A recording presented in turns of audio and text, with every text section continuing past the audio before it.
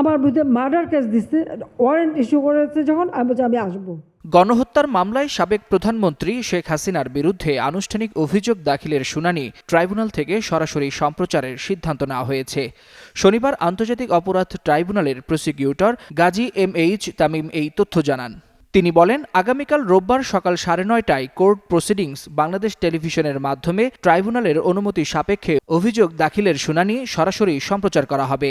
বাংলাদেশের ইতিহাসে প্রথমবারের মতো ট্রাইব্যুনালের বিচার কাজ দেখা যাবে সরাসরি টেলিভিশনের পর্দায়।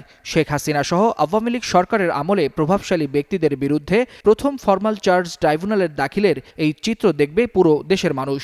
এতে বিচারের স্বচ্ছতা নিশ্চিত হবে বলে জানিয়েছেন আইনজীবীরা। এর আগে হিটলারের নাৎসি বাহিনীর বিচার থেকে শুরু করে মিশরের সাবেক প্রেসিডেন্ট মোহাম্মদ মুরসি কিংবা ইরাকের সাবেক প্রেসিডেন্ট সাদ্দাম হোসেনের বিচার সরাসরি সম্প্রচারের নজির আছে।